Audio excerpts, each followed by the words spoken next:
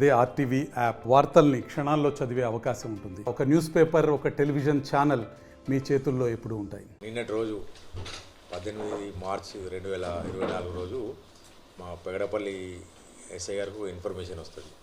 దోమలకుంట అవుట్స్కట్స్కు కొంతమంది వేటడానికి వెళ్ళిండనే ఇన్ఫర్మేషన్ మీద ఏంటంటే అతడు అక్కడ దోమలకుంట దగ్గర వెహికల్ చెకింగ్ స్టార్ట్ చేస్తాడు. వెహికల్ చెకింగ్ స్టార్ట్ చేసి తన సిబ్బందితో వెహికల్ చెకింగ్ చేస్తూ ఉంటే ఇందులో కూడా అనుమానాస్పదంగా ఒక కారు వస్తుంది. అది ఆపి చెక్ చేస్తే అంటే అందులో ఒక .22 రైఫల్, తర్వాత ఆమ్యునేషను, ఆ గొడ్డలి అవన్నీ దొరుకుతాయి.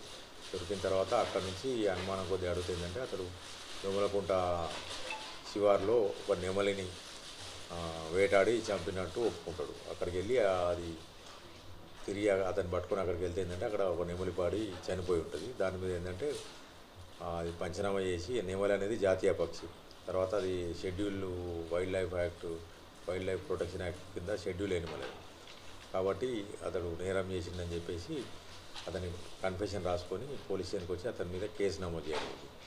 అతనితో పాటు రాజు అనే డ్రైవర్ కూడా తీసుకొని వస్తాడు. తర్వాత అతని కారు, ఈ రైఫల్ గురించి వెరిఫై చేస్తే ఏంటంటే రైఫల్కు .22 రైఫల్కి ఎలాంటి లైసెన్స్ లేవు.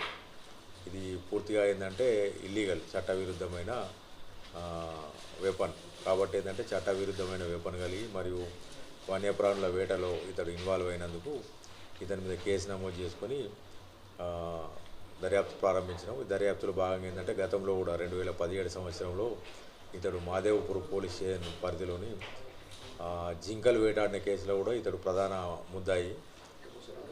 2017 crime number 38/27 Mahadevpur PS, Bhupalpally జిల్లా. ఆ కేసులో కూడా అతడు ప్రధాన ముద్దాయి.